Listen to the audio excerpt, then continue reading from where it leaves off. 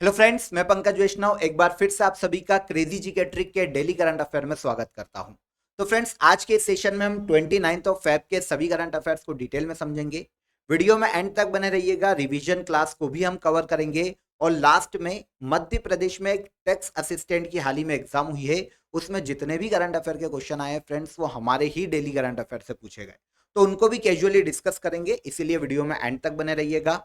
PDF आपको crazy जी के trick के टेलीग्राम चैनल से या फिर क्रेजी जी के ट्रिक के एप्लीकेशन में अवेलेबल हो जाएगी फ्री ऑफ कॉस्ट। वहां पर जाकर आप इसे कलेक्ट कर लीजिएगा। आइए शुरू करते हैं 29 ऑफ फेब के सभी करंट अफेयर को एक एक करके यहां पर हम डिस्कस कर लेते हैं।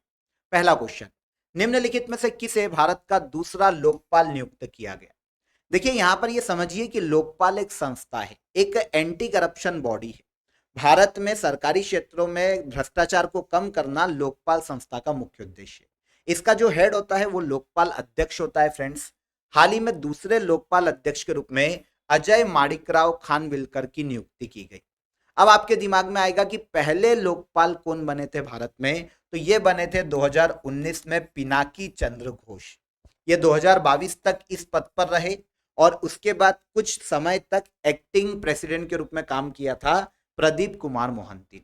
और अब दूसरे लोकपाल अध्यक्ष के रूप में नियुक्ति की गई है अजय माणिकराव खानविलकर की, जो कि सुप्रीम कोर्ट के एक्स जज है। यहां पर आपको यह पता होना चाहिए कि लोकपाल अध्यक्ष के रूप में सुप्रीम कोर्ट के एक्स जज या फिर एक्स सीजेआई या इनकी रैंक का कोई व्यक्ति ही लिया जाता है। तो कौन बना अध्यक्ष? तो भारत की प्रेसिडेंट द्रौपदी मुर्मू ने लोकपाल अध्यक्ष के रूप में नियुक्ति की है अजय माणिकराव खानविलकर की। क्लियर हो जाता है? इजी सा कॉन्सेप्ट है, याद रखिएगा। लोकपाल नाम की संस्था सरकारी क्षेत्र में छोटे कर्मचारी से लेकर भारत के पीएम तक पर अगर करप्शन के चार्जेस हैं तो उसकी जांच कर सकती है। इसमें एक तो अध्यक्ष होता है और अधिकतम 8 मेंबर हो सकते हैं। इन 8 मेंबर्स में से भी 6 की नियुक्ति हाल ही में की गई अध्यक्ष के साथ ही। 6 जो अदर मेंबर है उनमें जुडिशियल मेंबर के रूप में अपॉइंट किए गए न्यायाधीश लिंगप्पा नारायण स्वामी, न्यायाधीश संजय यादव और न्यायाधीश ऋतुराज। इसके अलावा अदर मेंबर के रूप में सुशील चंद्र, पंकज कुमार और अजय तिर्की। यहां पर हमें इनको याद रखने की जरूरत नहीं पड़ेगी, लेकिन हमको लोकपाल अध्यक्ष याद रखना पड़ेगा। तो ये कौन नियुक्त किए गए? अजय माणिकराव खानविलकर। क्लियर? अब आपको लोकपाल संस्था के बारे में पता है, ये एंटी करप्शन अथॉरिटी है। एक अध्यक्ष होता है, 8 अन्य सदस्य हो सकते हैं अधिकतम, और इनका कार्यकाल 5 वर्ष या 70 वर्ष जो भी पहले हो यहां तक हो सकता है। नियुक्ति भारत के प्रेसिडेंट करते हैं एक समिति की सिफारिश पर। पॉज करके देख लेना कि समिति के मेंबर कौन कौन है। हमें आंसर चाहिए था, हमने लोकपाल अध्यक्ष देख लिया कौन बने हैं, तो ये खानविलकर बने हैं। सेकेंड क्वेश्चन, देश का पहला हाइड्रोजन हब पोर्ट किस राज्य में स्थापित किया गया? तो देश का पहला हाइड्रोजन हब पोर्ट स्थापित किया गया भारत के तमिलनाडु राज्य में। देखिए, भारत में इंडियन गवर्नमेंट 2023 में एक मिशन लेकर आई थी, राष्ट्रीय हरित हाइड्रोजन मिशन। इसका लक्ष्य था कि 2029-30 तक, 2023-24 के फाइनेंशियल ईयर से लेकर 2029-30 तक भारत में 5 मीट्रिक टन तक हाइड्रोजन का प्रोडक्शन करना। इसी के तहत भारत का पहला हाइड्रोजन हब पोर्ट स्थापित किया गया भारत के तमिलनाडु राज्य में। आंसर हो जाएगा आंसर डी। क्लियर? यहां पर हाल ही में भारत के पीएम ने तमिलनाडु के थुथुकुडी में 17,300 करोड़ रुपए के अलग अलग प्रोजेक्ट की नींव रखी है और इसी के तहत पहला हरित हाइड्रोजन हब स्थापित किया गया भारत के तमिलनाडु राज्य। क्लियर? याद रखिएगा। हाल ही में किस देश के क्रिकेट खिलाड़ी नील वेगनर ने संन्यास की घोषणा की? नील वेगनर की बात करें तो ये न्यूजीलैंड के फास्ट बॉलर हैं। हाल ही में इन्होंने इंटरनेशनल क्रिकेट से संन्यास लिया है। वैसे देखिए, ज्यादा फेमस नहीं है, लेकिन फिर भी इंटरनेशनल क्रिकेट खेला है तो हमको याद रखना पड़ेगा नील वेगनर को। 2012 में इन्होंने इंटरनेशनल क्रिकेट खेलना शुरू किया था। अपने करियर में इन्होंने 64 टेस्ट मैच खेले हैं, जिसमें 260 विकेट इन्होंने अपने करियर में लिए हैं और अब इन्होंने इंटरनेशनल क्रिकेट से संन्यास ले लिया। कौन है? नील वेगनर। किस देश से बिलोंग करते हैं, किस देश के क्रिकेट खिलाड़ी हैं? तो ये न्यूजीलैंड के फास्ट बॉलर थे। ओके। तमिलनाडु राज्य में किस जिले में इसरो का दूसरा स्पेस पोर्ट स्थापित किया जा रहा है? तो देखिए इसरो जिसकी हम बात कर रहे हैं, ये इंडियन स्पेस रिसर्च ऑर्गेनाइजेशन है, आप सभी जानते हैं। इसकी बात करें तो इसका अभी तक केवल एक ही स्पेस पोर्ट है भारत में, जो कि श्रीहरिकोटा द्वीप पर है। आप जानते हैं श्रीहरिकोटा द्वीप कहां पर है ये? तो ये है भारत के आंध्र प्रदेश में। इस पर स्थित है सतीश धवन अंतरिक्ष केंद्र, सतीश धवन अंतरिक्ष केंद्र, ठीक है। इसरो का ये अभी तक एकमात्र स्पेस पोर्ट है भारत में। सारे सैटेलाइट अभी तक यहीं से लॉन्च किए जा रहे हैं, लेकिन क्योंकि भारत का स्पेस मिशन बढ़ता जा रहा है, काफी रश बढ़ता जा रहा है उसमें, तो एक नए स्पेस पोर्ट की अब आवश्यकता है भारत को, इसरो को। इसीलिए भारत का दूसरा स्पेस पोर्ट स्थापित किया जा रहा है भारत के तमिलनाडु के थूथुकुडी में। हाल ही में भारत के पीएम ने इसकी आधारशिला रखी है थूथुकुडी में। यह स्पेस पोर्ट है। तमिलनाडु राज्य याद रखिएगा, क्योंकि राज्य से ही आपको क्वेश्चन आने वाला है। यह स्पेस पोर्ट 2000 एकड़ में फैला होगा और 2026 तक इसके बनकर तैयार होने की संभावना है।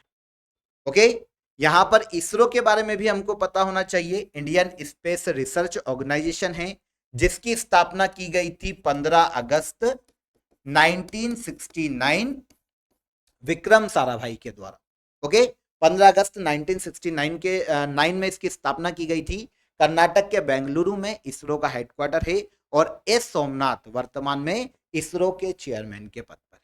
क्वेश्चन हमारा दूसरा स्पेस पोर्ट कहां पर स्थापित किया जा रहा है इससे था, तो ये तमिलनाडु के थूथुकुडी में स्थापित किया जा रहा है। ओके, आगे तो ये तमिलनाडु का थूथुकुडी क्षेत्र है, सबसे दक्षिण में, यहां पर स्पेस पोर्ट की स्थापना की जा रही है। विश्व बैंक जलवायु निधि पाने वाला भारत का पहला राज्य कौन है? देखिए, नाम से आपको समझ में आएगा, वर्ल्ड बैंक क्लाइमेट फंड का मतलब ही क्या है।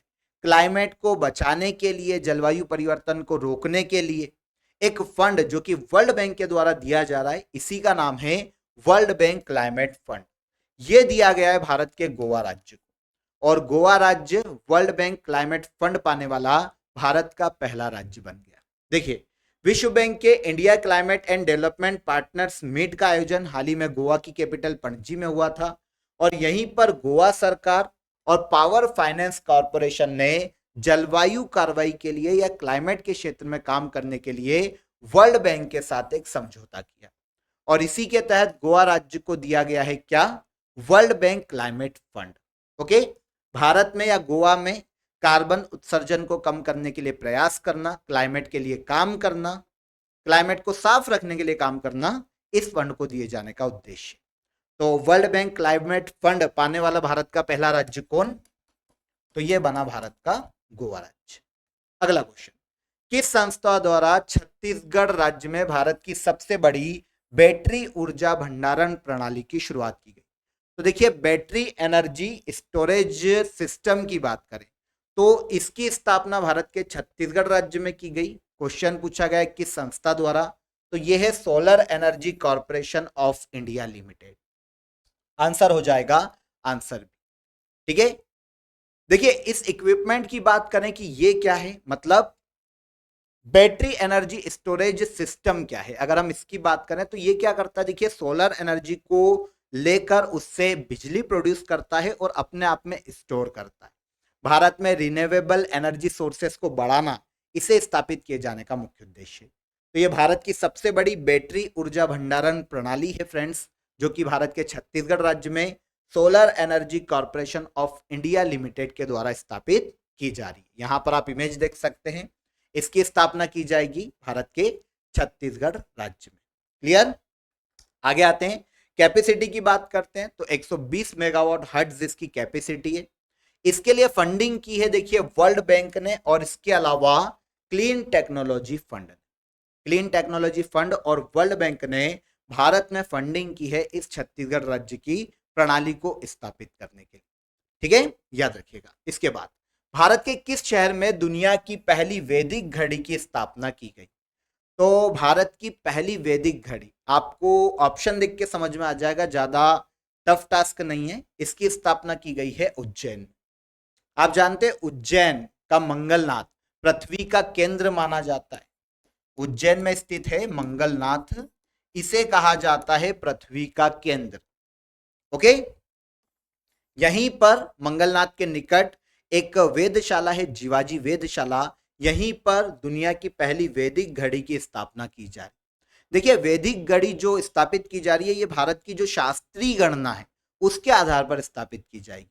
इसके तहत जो एक दिन होगा इस घड़ी का, वो 30 घंटे का होने वाला है, और एक अर्स मतलब 1 घंटा होगा 48 मिनट का। ओके, ये वैदिक घड़ी अलग टाइम फ्रेम से चलती है। एक सूर्योदय का होने से दूसरे सूर्योदय के बीच का जो टाइम है वो 30 घंटे का होगा, और 1 घंटा कितने मिनट का होने वाला है? 48 मिनट का। उज्जैन में इस घड़ी की स्थापना की जाएगी। 1 मार्च को भारत के पीएम नरेंद्र मोदी वर्चुअली इसका इनोग्रेशन करने वाले। भारत का उज्जैन की बात करें तो मध्य प्रदेश में शिप्रा नदी के तट पर स्थित है, महाकालेश्वर ज्योतिर्लिंग के लिए जाना जाता है। ओके, यहां पर आप वैदिक घड़ी देख सकते हैं, यह स्थापित की जा रही है उज्जैन में। यह वैदिक घड़ी वैदिक हिंदू पंचांग, ग्रहों की स्थिति, मुहूर्त जो भी होते हैं हिंदू रिलीजन में, ज्योतिषी गणना या फिर भविष्यवाणियों से संबंधित जानकारी देने का काम करेगी। ठीक है, भारतीय वैदिक गणना पर आधारित है विश्व की पहली वैदिक घड़ी। कहां स्थापित की जा रही है? उज्जैन में। हाल ही में हैदराबाद में जैव प्रौद्योगिकी और जीवन विज्ञान सम्मेलन, जिसे बायो एशिया 2024 के नाम से जाना जा रहा है, इसके किस संस्करण का आयोजन किया गया?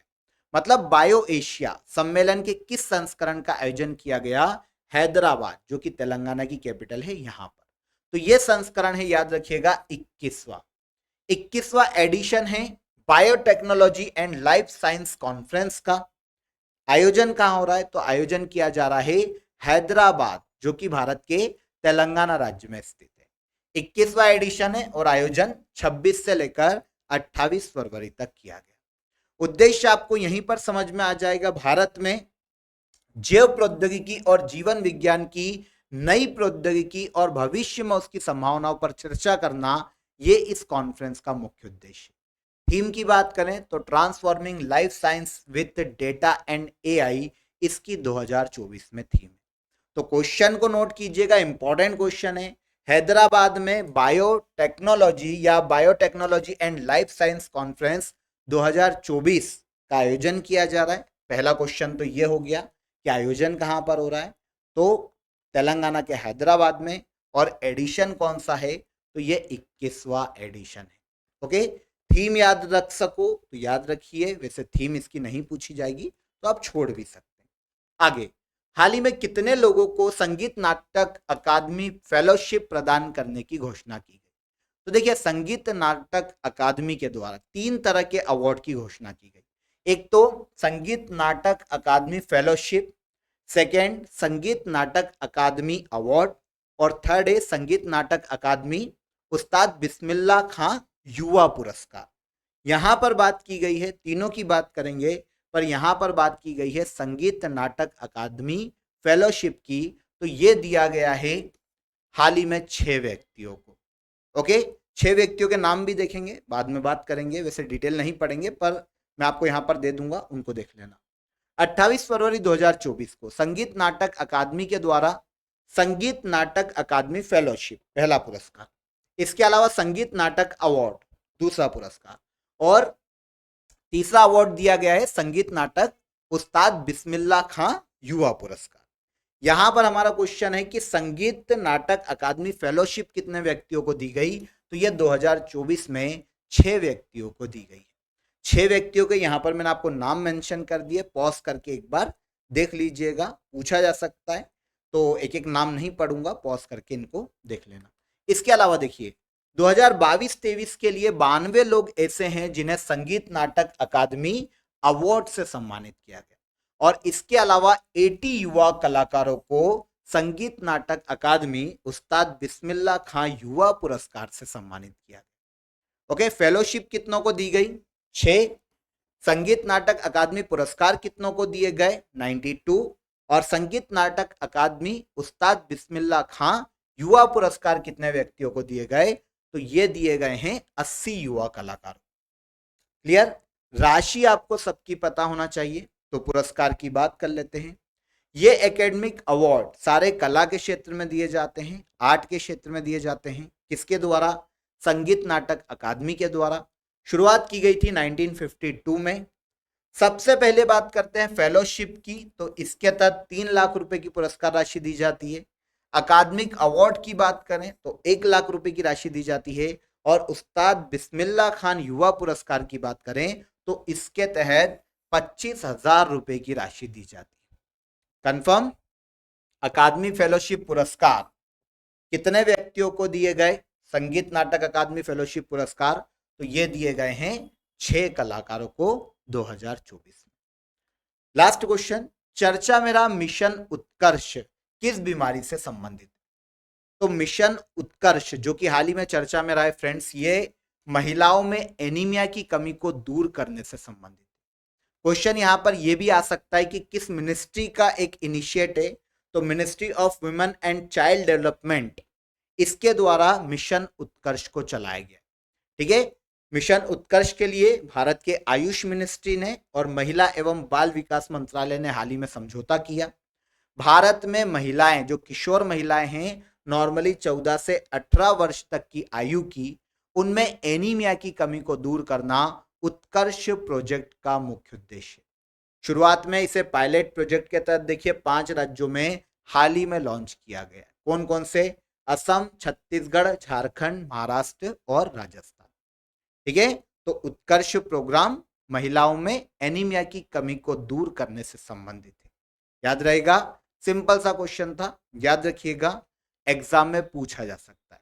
यहां पर हमने 29 फेब के सभी करंट अफेयर्स को डिटेल में समझ लिया।